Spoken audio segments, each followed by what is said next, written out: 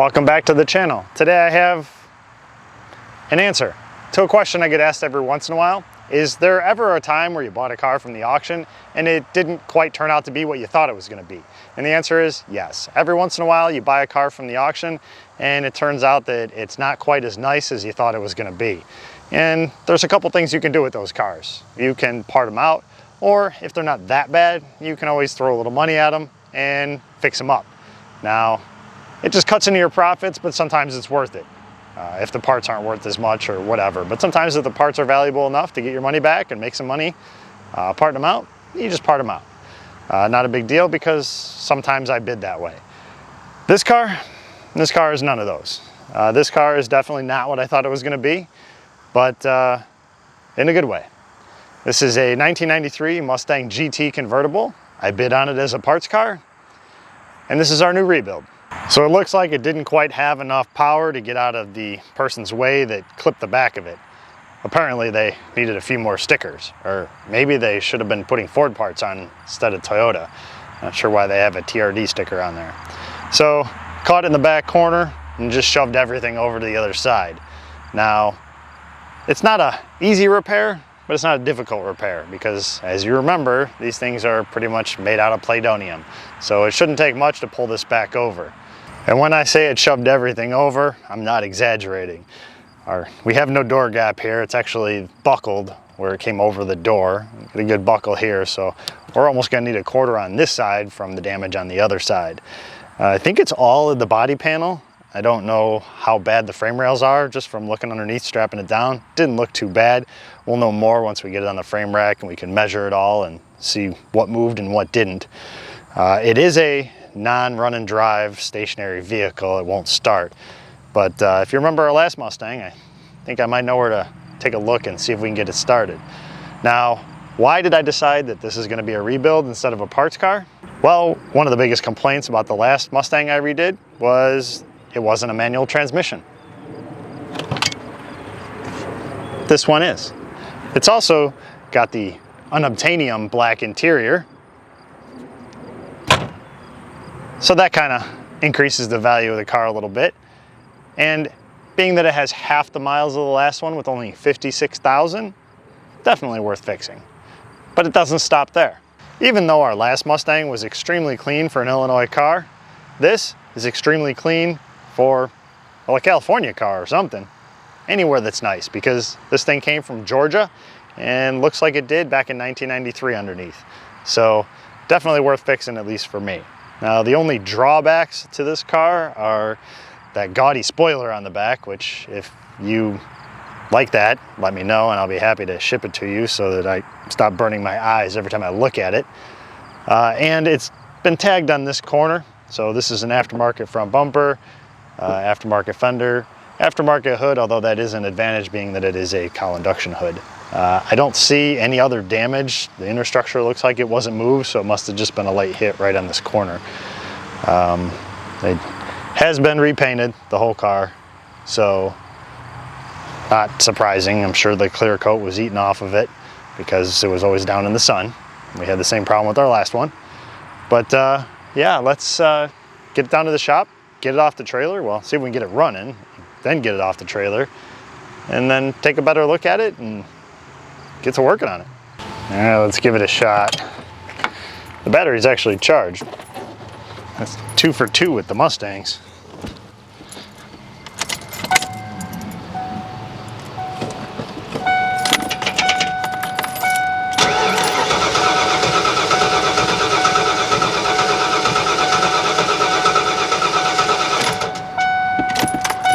All right.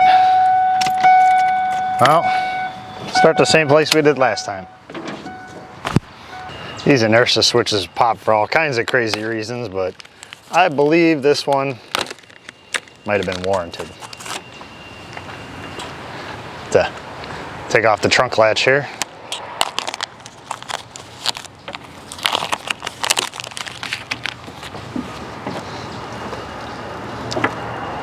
Floor mats. Smells like gas. Uh-oh. Our button is pressed, so We have a different problem. License plate frame, steering wheel cover.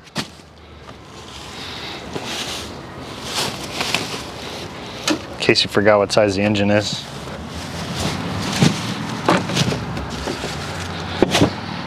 All right, well, let's go look under the hood. See what we're missing. Fuel or spark? Coil's plugged in. Looks like somebody unplugged it at one time because it's broken. Aha! I'm gonna go ahead and say that might be our issue. I hate when people mess with these things at the auction. Bet it starts now.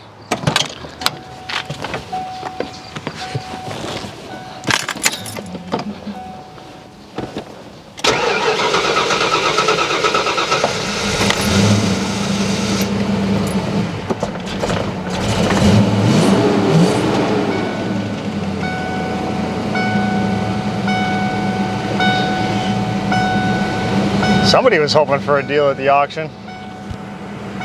They didn't get it. I got it. So if you're wondering why people mess with that, well, if you have a car that doesn't run, it's worth less. They know what's wrong with it, so they can bid less. Unfortunately for them, I know that they mess with things.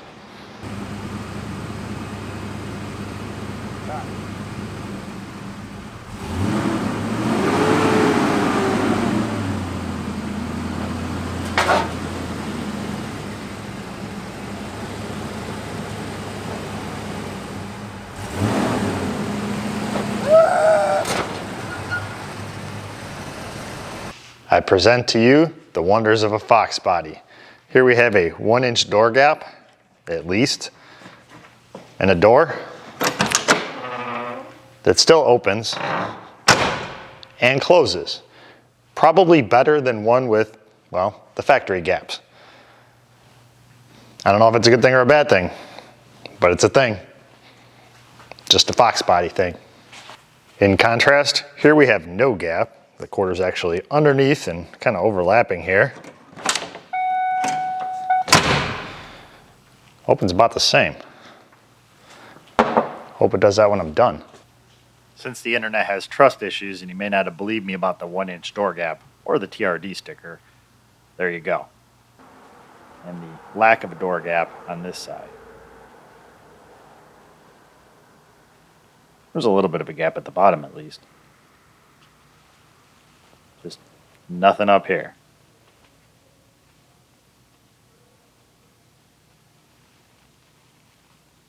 We've done enough looking at the car. Let's actually start working on it. First, we have to pull the side skirts off, or the ground effects, whatever you want to call them. They're going to be in our way for where the clamps go.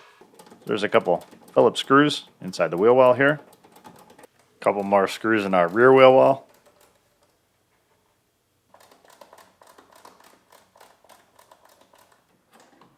And there's a bunch of push pins across the bottom. So just pop those out of there. And a couple of screws up on the front. I will lift up on the front half of the molding, pull it out of that channel.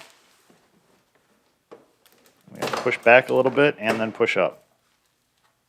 Take it out of its little channel. And there's one screw hidden back here for our little rear piece. Slide that out of our channels and ooh, we found a surprise. And not the good kind.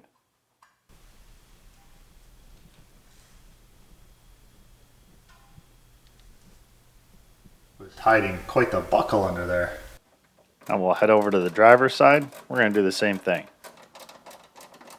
Pull our screws out of the wheel well in the rear and in the front.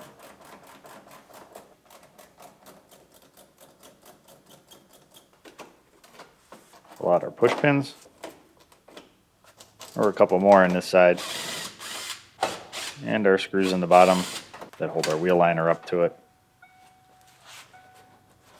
Lift up on our molding. Takes a little bit to get it out of there. The sand and dirt and everything else kind of locks it in there.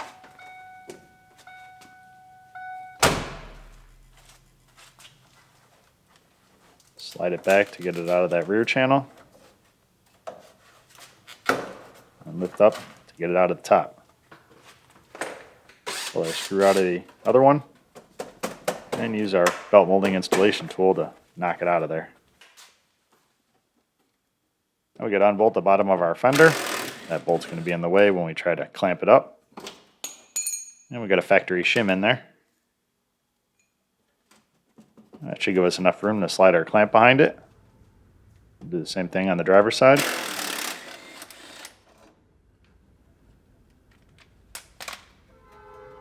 Make sure there's only one shim in there. Sometimes there's a couple. And we'll slip our J-nut off of there. Now we can throw our clamps up there. Slide the one up in the front. And we'll slide the one in the back.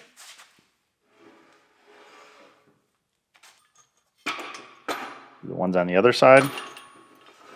And unfortunately, we're never going to get to see the pizza girl struggle to take these things off again. Oh well. Maybe when I have a new shop, I'll go purchase one of these antique frame racks just so we can watch her struggle. Or I'll just upgrade and not struggle at all. Pulled the only screw that was holding our quarter extension on, but we still can't get to the nuts that are on the inside because things are a little cramped in here. Give it a little quick pull and see if we can make some room in there. We just slipped the clamp over the edge. As much as we could get it in there, it's barely hanging on by hopes and prayers. We're going to pull it out a little bit, either launch it across the shop or pull it out enough that we can reposition it, slide it a little bit further in, and then try pulling it again. And we're going to keep repeating this until we either launch it across the shop or make some progress pulling this out. We'll see which comes first. I'm not actually trying to straighten anything right now, just trying to make some room so we can work in there. And we never stand behind the ram, and this is why. Chains come off. Somebody's been here before. Found a little Bondo in that quarter. Not too much, but it didn't survive the durability test of being hit with another car. Ship it. I pulled as much as I can through the gas door opening, so now I decided to grab inside the taillight pocket. On the body panel, pull a little bit of the quarter out as well. And now we can get in here and pull our liners off so we can see what it looks like inside. Couple push pins. Pull our rear liner off.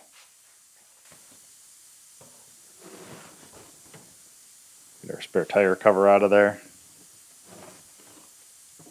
It's a little damp. I think the trunk was leaking.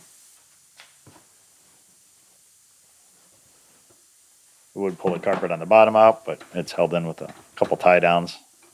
We'll have to climb up there and get those later. Get the liner out of the side over here.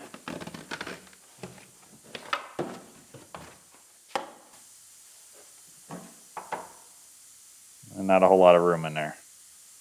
I'll figure out how I'm going to get you guys in there so you can see what I'm doing. We'll use this hole I made in the back. One down.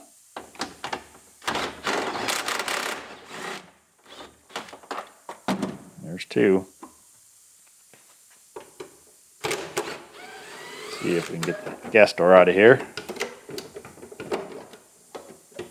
I believe that piece is supposed to be welded inside the quarter, but somebody ripped it off of there. Our gas door is off. Pull the rest of the bolts out of our filler. There's a pocket in there. There's a filler neck in there. And it's all in our way. Now to get the filler neck off the gas tank, there's a bolt that bolts through the bottom that holds this little bracket in. So take that out of there. And because the exhaust is in the way, I can't get a socket on it. So ratcheting wrench is the way we're doing it.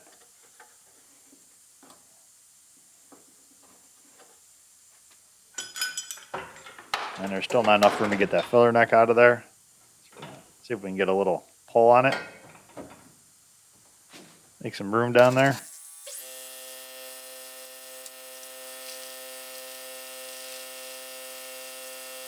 Still not enough. Can't grab on there.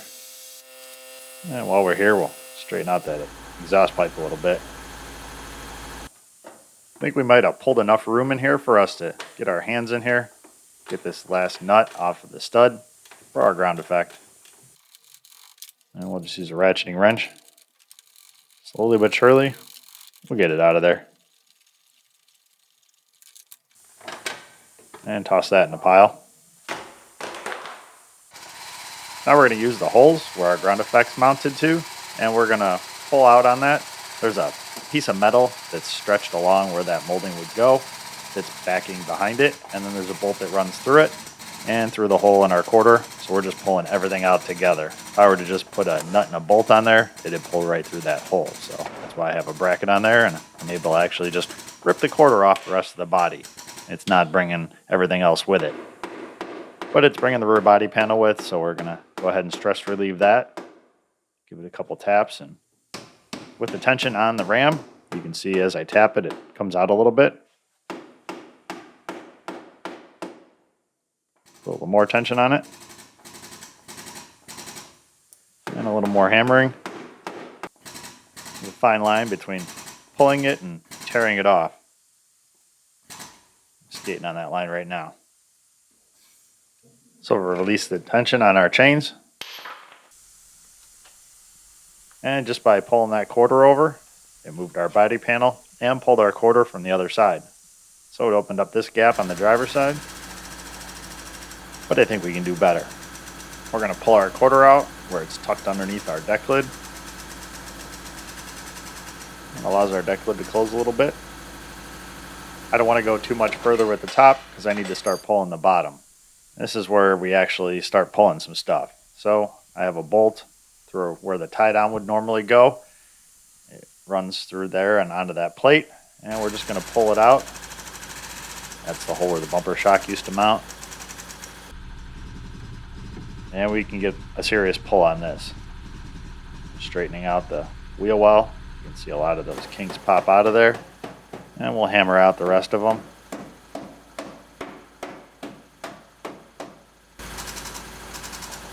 A little more of a pull. A nice swimming pool going back there. And a little more tapping.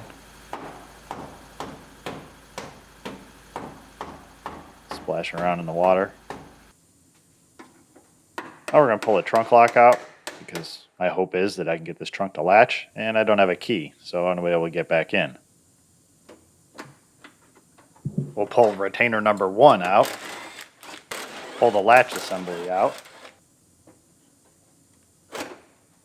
and we get that other clip that holds our trunk lock in, because Ford thought we needed 2.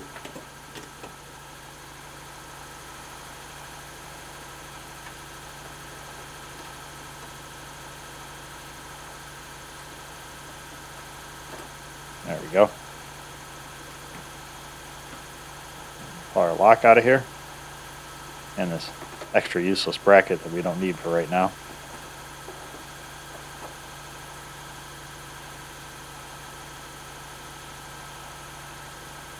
Get back together. And we'll stuff the latch back in here.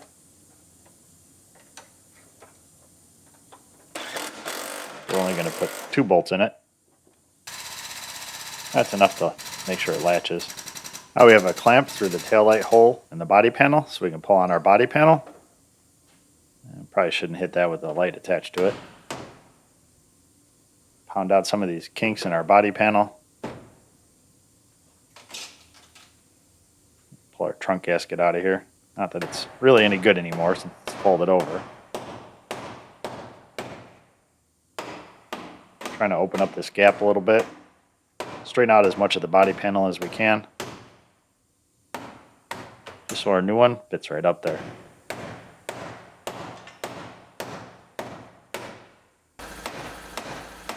And then we'll pound the end of the quarter over in hopes that our deck lid will close. If I keep hitting it, it will.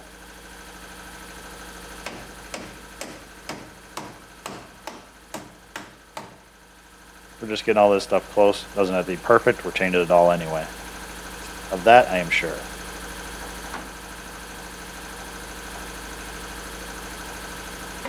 Awkward hammering. Can't really Really get a good swing on it. Get Big Bertha in here to move our body panel back a little bit. More awkward hammering. A couple more hits with the slide hammer. We'll let the tension off of our body panel, and hopefully it stays about where we want it. Now we're going to use our favorite tool, our pneumatic assault can opener. We're going to open this thing up so we can get to all the stuff on the inside. The quarter panel just makes it look pretty.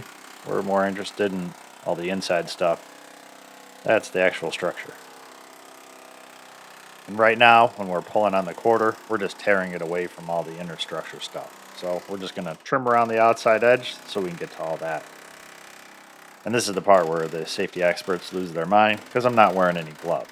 Although I am wearing hearing and eye protection. So take your wins where you can get them, safety experts.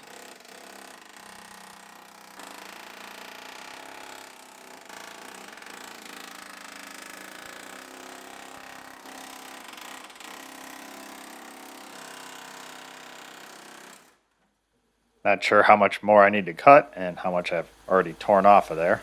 Looks like I tore the entire bottom off. So we'll head up to the front and we'll get this little part.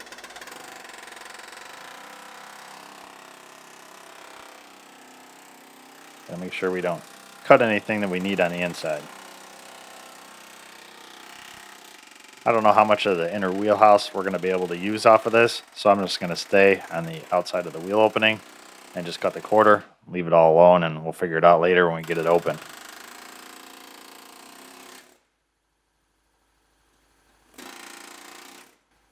In the pile. So stuff's a little cramped in there. I believe the technical term is smushed. I still don't have enough room to get that filler neck out of there, and there's a rubber boot on the bottom that has a metal ring around it that's actually bolted up from the bottom. So we need to pull this out a little bit so we can try to get that out of there. We'll try putting our hook on here and see if we can pull this with, see what happens. And our hook falls out. So I guess we're done with that. Maybe it gave us enough room to wiggle a filler neck around so we can get to those bolts. Or tear it out of there, or whatever works.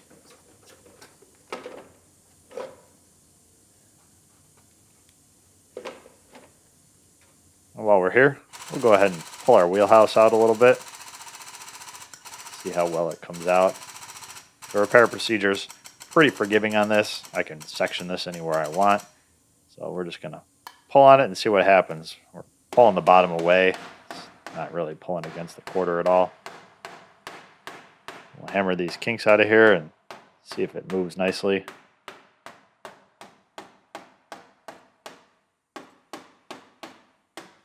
Let's fold it up like an accordion.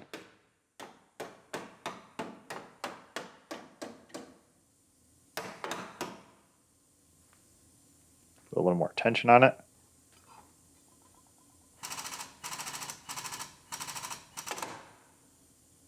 And we're just tearing the bottom away. Hammer the top a little bit, get that straighter. This is where we try to figure out if it's going to be more time to try to straighten this than it would be just to replace it. But we'll do all of our pulling now, get it close, and we can always hammer and dolly it later if we want to straighten it. But I'm probably going to replace most of it anyway, since I have it.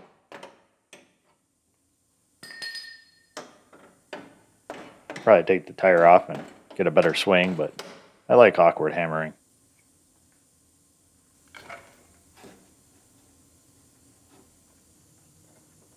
We did manage to get a little bit of room in there so we can get the bolts out of the bottom of this bracket. They go up from the bottom.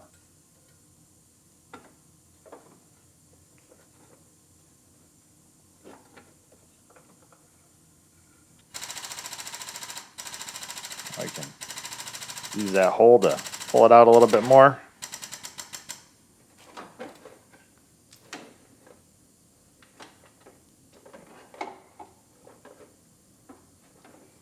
Slowly but surely we're making room. Probably could have just cut an opening in there, but I don't want to cut it apart just yet.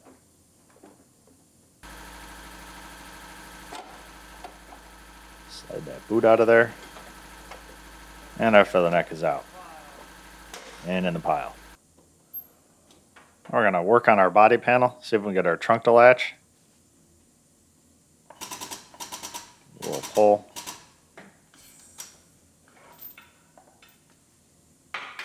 See if that was enough. Our gap might not look the prettiest over here, but it seems like our trunk is latched. We have a decent door gap on our right side.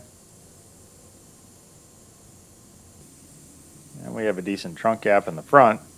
Not so much in the rear, but we're not too worried about that. We're changing all that anyway. Our gap isn't too bad on this side. And we have plenty of room over here now. If we hammered that buckle out of there, it'd probably close that gap up a little bit, right about where it should be. All of our gaps look decent, at least as decent as they can with the damaged parts that we're trying to line up. So we're gonna throw the gauges underneath it. We'll measure the bottom of the car, make sure all our frame rails are in the right spot. And if they are, we can take it off the frame rack and we're ready to just start changing all of our parts, both quarters, rear body panel. And we're probably gonna try to straighten the trunk floor. It's just kind of buckled. We'll take the gas tank out and be able to hammer it flat, I hope. Otherwise, we'll change it. So let's get our gauges on here and see how bad the frame rails are. I have the gauges all set up. I use those points in the front where there is no damage to establish a center line, and points all along until we get back to where we're actually trying to measure, so we know everything's right where it belongs. So there's the point at the front of our passenger frame rail, right where it belongs.